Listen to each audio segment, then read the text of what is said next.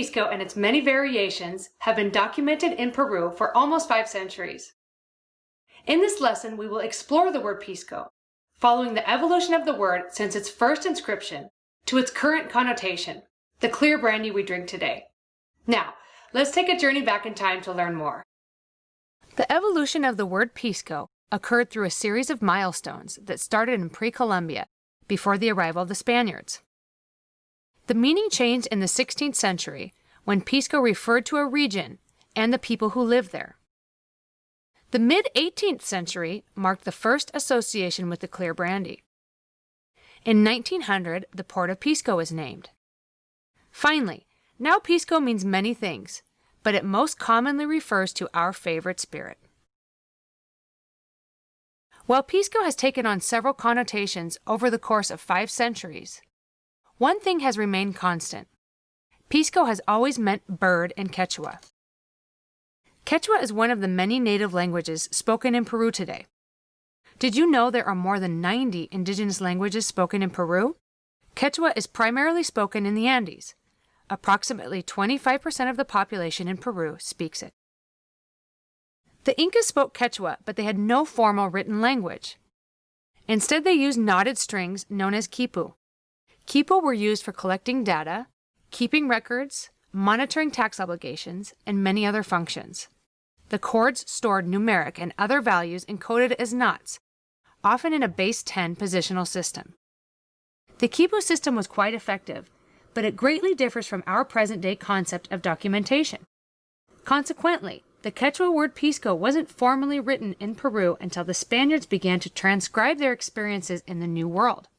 Garcilaso de la Vega, a Spanish soldier and poet, was one of the first to write about the avifauna called Piscos, as you can see on this slide. If you have ever been to Peru, you have undoubtedly noticed mass populations of birds feeding in the biodiverse waters along the coast. Upwelling that occurs when the cool Humboldt Current meets tropical waters brings rich nutrients to the surface, creating an irresistible culinary paradise for Peruvian birds. The Humboldt Current is not a new phenomenon, however.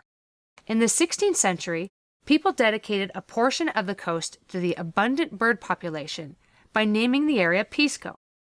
The earliest evidence of this is a map of Peru drafted in 1574 by geographer Diego Méndez, where the port of Pisco is clearly delineated. However, it would take more than 300 years for the Pisco province and capital to be officially created in 1900. The people who lived in the geographical area of Pisco were also called Piscos.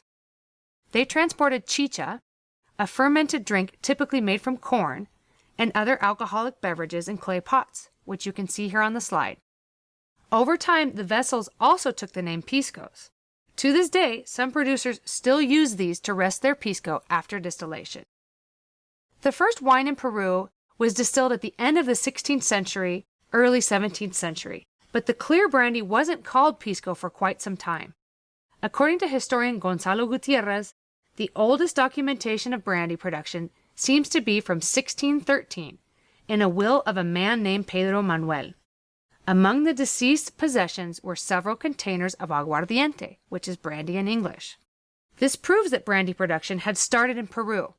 However, the first reference to Pisco as a brandy didn't appear until 137 years later.